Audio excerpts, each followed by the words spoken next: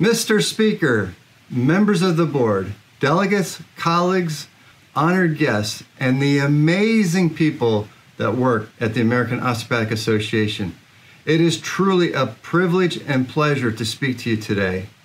For 100 years, DOs, medical students, and our great affiliates have convened to celebrate, conduct business, and deliberate important policy for the great osteopathic profession.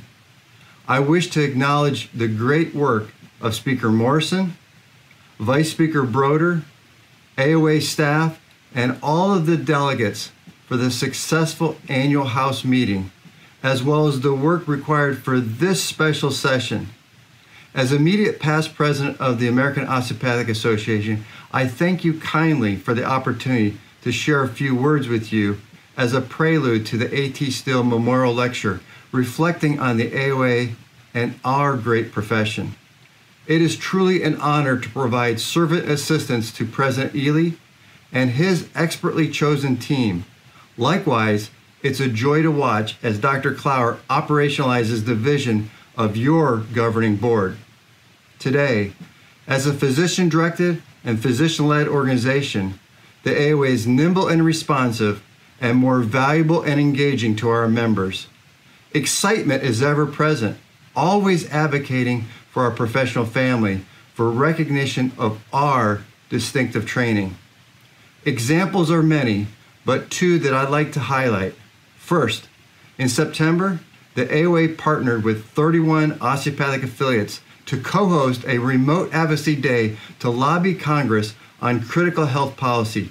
Nearly 100 osteopathic leaders met virtually with 125 congressional offices from 31 states in just one day. More than half of the meetings were with members of Congress or senior congressional staff. The second success is the Medical Board of Australia agreeing to establish a new category in its competent authority pathway. This is the first time it has done so in 15 years. Last month, Australia's Medical Board agreed to include completion of COMLEX USA exams and 2 years of AOA or ACGME accredited residency training as eligibility criteria for licensure. I also want to emphasize the pride in the profession, evidenced by the sacrifice and much work accomplished profession-wide by our students, residents, physicians in practice, and organizations preparing for, responding to, and recovering from this pandemic. Don't take my word for it. Over 115 nominations for the COVID-19 Initiative Award were received by the AOA Awards Committee, describing great work with humility, empathy, and osteopathic distinctive care.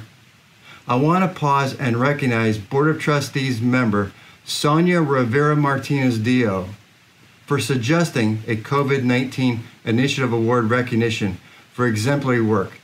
The award recipients will be announced tomorrow. Together, we will soon celebrate a successful virtual OMED, our once-a-year invitation to profession-wide distinctive CME. I thank everyone for collaboration and the authentic partnership. You know, we are modern medicine with a personal touch, meaning we take advantage of the latest scientific discoveries, the latest advancements in technology, but we never lose focus on the person. We focus on the mind, body, and spirit and maintain a practice style and approach with a broader differential. Osteopathic medicine is patient-centric, and we partner with our patients to find health. This was eloquently described by Karen Nichols, DO, during the A.T. Still Memorial Lecture last year as looking through an osteopathic lens. Dr. Nichols has previously described single GME accreditation working because our identity formation and empathy to patients is largely formed during our undergraduate medical education at our great comms.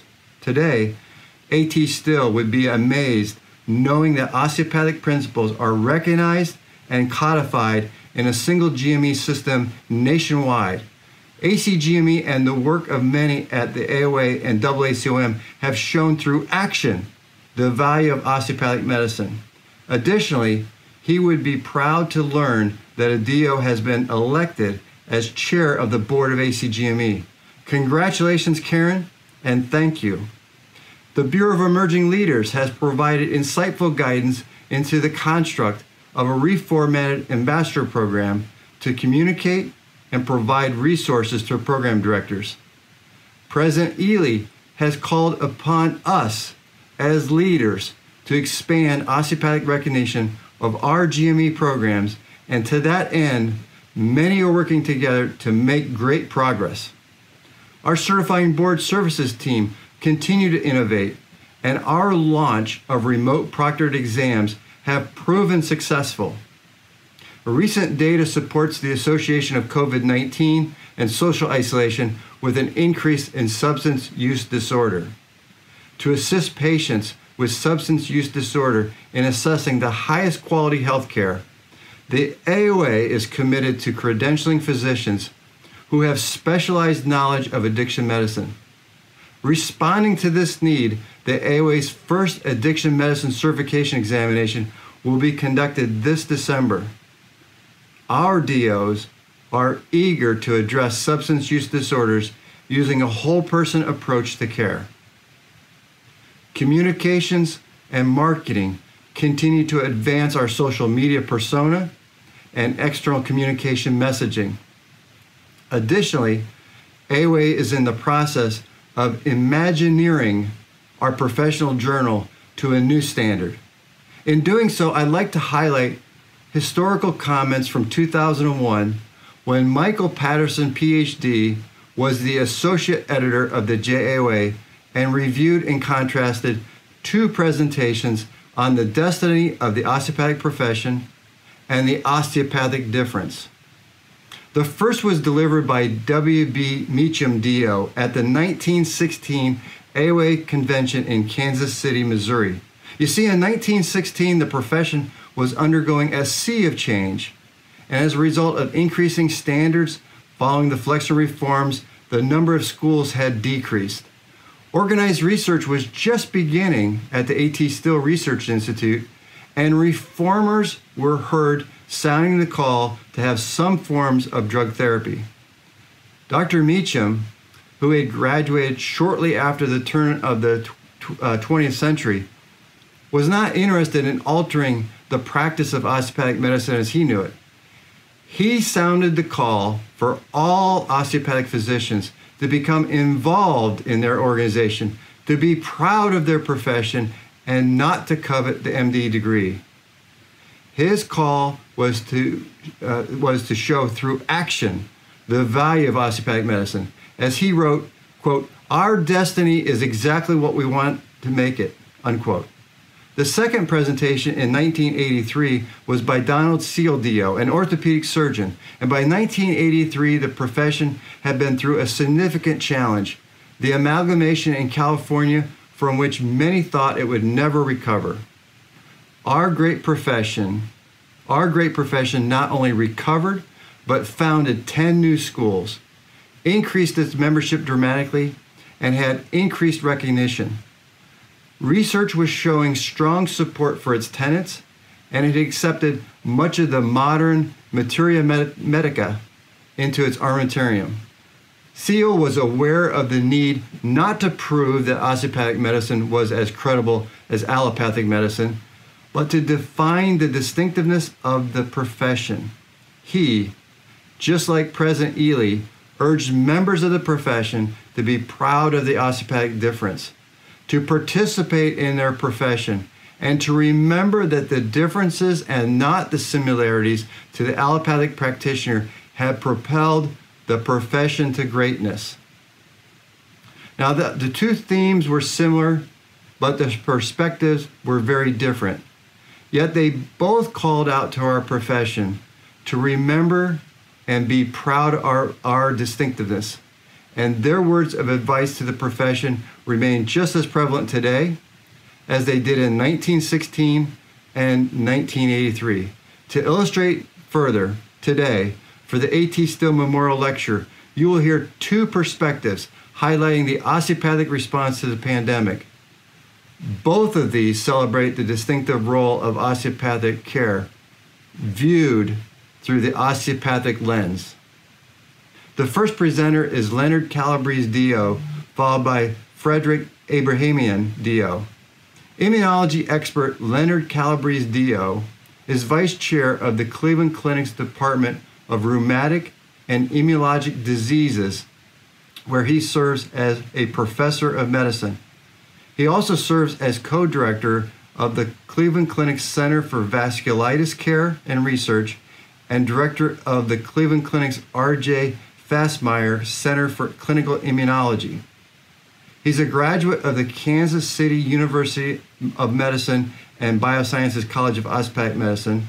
Dr. Calabrese completed an internal medicine residency at the Cleveland Clinic Foundation and a fellowship in rheumatic and immunologic disease at the Cleveland Clinic. Dr. Calabrese's research interests include vascular inflammation, inflammatory disease of the central nervous system, primary and secondary immunodeficiency states, and the intersection of infections and autoimmunity. He has authored over 400 works, including book chapters and peer-reviewed journal articles. And just recently, his work has been published in JAMA Neurology, the Journal of the American Osteopathic Association, and the Annals of Internal Medicine. Dr. Calabrese has received many awards, including honorary doctorates of humane letters from the Kansas City University of Medicine and Biosciences and Alma College, and the Leonard Tao Humanitarianism in Medicine Award from the Arnold P. Goldman, MD Foundation. Following Dr. Calabrese, we will hear from infectious diseases expert and emergency physician Frederick M. Abrahamian, DO, a health sciences clinical professor of emergency medicine at the David Geffen School of Medicine at the University of California, Los Angeles. Dr. Abrahamian is also a faculty member at the UCLA Emergency Medicine Residency Program at Olive View UCLA Medical Center in Selmar, California. A graduate of Western University of Health Sciences College of Osteopathic Medicine of the Pacific, Dr. Abrahamian is board certified in emergency medicine and has completed a research fellowship in infectious diseases. Dr. Abrahamian research interests include skin and soft tissue infections, animal and human bites, tetanus, rabies, Clostridium C. difficile infections. His work has been published in the New England Journal of Medicine, JAMA, Clinical Infectious Diseases, and the Annals of Emergency Medicine. Dr. Abrahamian has received several teaching awards, including the ACEP Faculty Teaching Award, the Council of Emergency Medicine Residency Directors Faculty Teaching Award, and the ACEP Scientific Assembly Rookie Speaker of the Year Award.